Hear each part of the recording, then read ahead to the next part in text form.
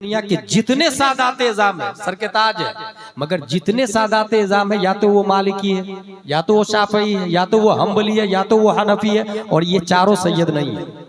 बहुत भारी दलील दे रहा हूं कौन है भाई, ये चारों सैयद नहीं है। इसका मतलब ये कि इत्तिबा सैयद की नहीं आलिम की जाएगी, आलिम की।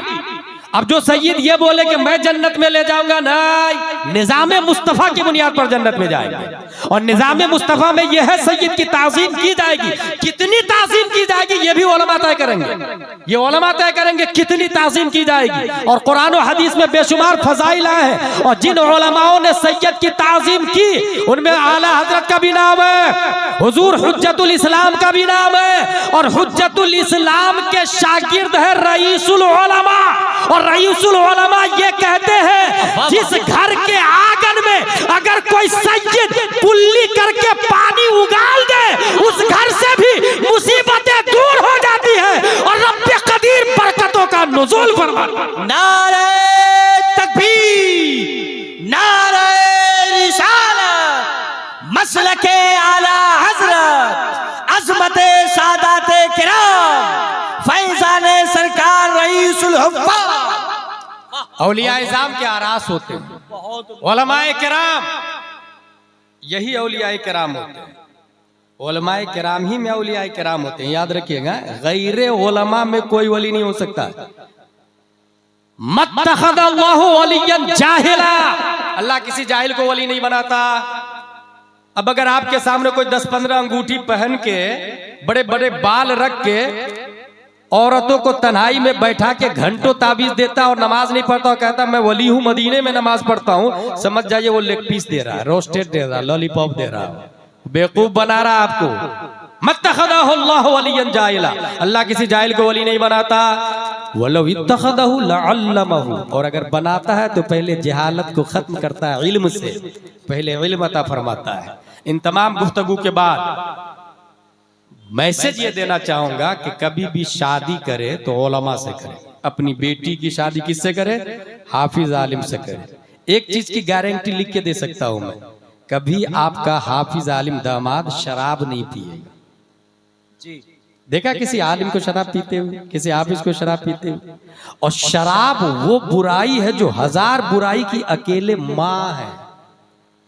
अगर आलिम से शादी करते हैं तो कम से कम आपका दामाद शराब नहीं पिएगा, पहला फायदा तो गारंटेड है। दूसरी बात, अगर आपको लड़की लाना है तो आलिम की बेटी से शादी करें, क्योंकि आलिम की बेटी होगी तो सीरत फातिमा से वाकिफ होगी, वो फातिमा तो ज़हरा की हिस्ट्री से वाकिफ होगी वो। और मैं डंके की चोट पर पूरे भारत में बोलता हूं, कोई अल्लाह का वली जींस पैंट और टी शर्ट वाली के पेट से नहीं पैदा होता। कोई भी रईसुल उलमा, रईसुल हुफ़ाज़, रईस आज़म उड़ीसा अगर पैदा होता है तो नकाब वाली पेट से पैदा होता है।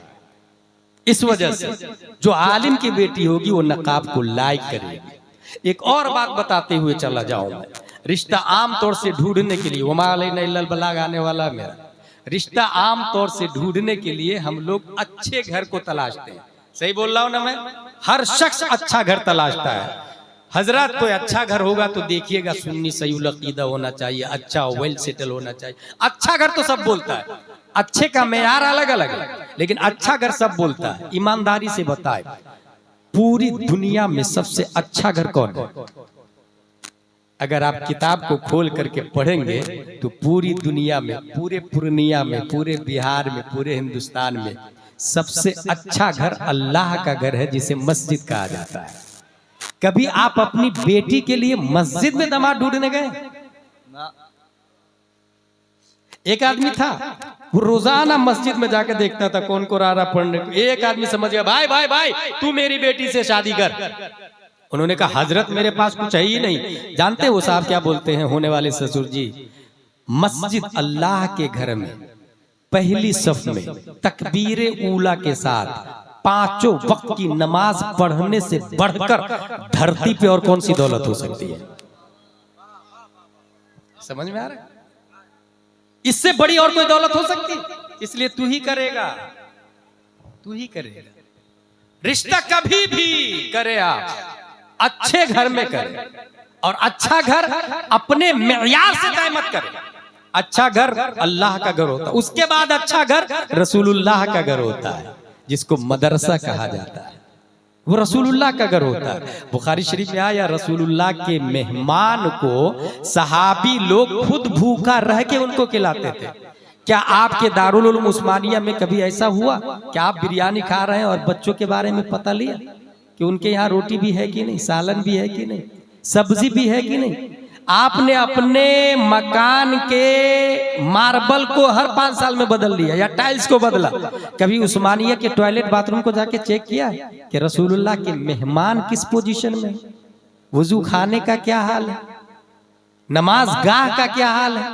अच्छा, कुछ लोग कोई जुनून सवार होता है, मुफ्ती साहब मेरी वालदा का इंतकाल हो गया तो दारुल उलूम उस्मानिया में कुरान शरीफ रखवा देता हूँ 10 पीस वालिदा के इसाले सवाब के लिए। किसने कहा भाई कुरान शरीफ देना सवाब का काम? काली किसने बोला भाई? पहले पूछे उनसे जरूरत किस चीज की है। इंसान का पेट भरा है मगर कपड़ा नहीं पहना है तो कपड़ा देना फर्ज है, खाना खिलाना फर्ज नहीं है। कुरान शरीफ है, अनवारे शरीयत नहीं है तो अनवारे शरीयत दे, बहारे शरीयत नहीं तो बहारे शरीयत दे। तमाम किताबें हैं, सब कुछ है, मगर गेहूं नहीं है कल के लिए तो गेहूं दे, चावल नहीं है तो चावल दे। देने से पहले पूछ ले।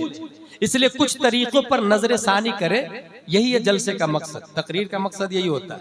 अपनी लाइफ स्टाइल को बदले। हजरत दारुल उलूम उस्मानिया से 10 बच्चे को भेज दीजिए ना, मेरे वालिद साहब के इसाले सवाब के लिए। 10 बच्चे आए, कुरान शरीफ पढ़े, एक बच्चे ने 3 पारे पढ़े। कितना कुरान हुआ? एक कुरान हो गया। ए अल्लाह, एक कुरान का सवाब मेरे वालिद की रूह को पेश करता हूँ, कबूल फरमा बहक़ ला इलाहा इल्लल्लाह मुहम्मदुर रसूलुल्लाह सल्लल्लाहु अलैहि वसल्लम। ईमानदारी से बताए, वो सवाब आपका था भाई साहब? वो भीख में और चंदे में सवाब लिया आपने थोड़ी पढ़ा। जिसने पढ़ा सवाब उसको मिला, उसने डोनेशन दिया आपको, उसने चंदा दिया आपको। भीख में मांगा हुआ सवाब आप अपनी माँ को दे रहे हो और बाप को दे रहे हैं। इससे अच्छा तरीका मैं बता के जा रहा हूं, उसको अमल में लाए कल ही से। ऐसा नहीं कि दूसरा आदमी क्या बोलेगा, तीसरा क्या बोलेगा। ला युमकिनु युरदाउ कुल्ले इंसान, हर इंसान को खुश थोड़ी किया जाएगा, अल्लाह को हमें राजी करना है। कल ही से वो करे जो मैं बता के जा रहा हूं। आपको 10 बच्चे को नहीं बुलाना है, मदरसे से उस्मानिया से एक मुदर्रिस को बुलाना है। हजरत आप आइए, अपनी माँ, अपनी बहन, अपनी बीवी, अपनी बेटी को पर्दे में बैठा, और बेटा बाप मर्द पर्दे के सामने, आलिम साहब के सामने। पर्दे के पीछे कौन है? घर की खवातीन। और उनसे कहे पूरी सूरह फातिहा नहीं, सिर्फ अल्हम्दुलिल्लाह रब्बिल आलमीन एक आयत की तफसीर करके बताए। एक आयत की तफसीर आधा से 1 घंटा में वो एक आयत की आलिम साहब तफसीर करके बताएंगे। कौन कौन सुना? बीवी बच्चे भी सुन रहे हैं, बेटियां भी सुन रही, आप भी सुन रहे हैं। अब सुने, एक आयत की तफसीर समझ ली तो किताब में ये लिखा हुआ है, जिसने एक आयत की तफसीर समझ ली अल्लाह ताला 10 कुरान का सवाब अता फरमाता है। अब हाथ उठाए, ए अल्लाह, ये जो 10 कुरान का सवाब तूने दिया है, मेरे बाप की रूह को पेश करता हूँ, कबूल फरमा। ये मेहनत की कमाई है, चंदे का सवाब नहीं है, ये खुद की कमाई होगी आपकी। और यहाँ एक तरफ जब ये सिस्टम आप अपने यहाँ राइज कर लिए तो जानते फायदा क्या होगा? जहाँ कब्रिस्तान से अजाब का खात्मा होगा, वहीं आबादी से जहालत का खात्मा होना शुरू हो जाएगा। आबादी से जाहिल लोग खत्म होने लग जाएंगे, क्योंकि आयत की तफसीर आ गई ना।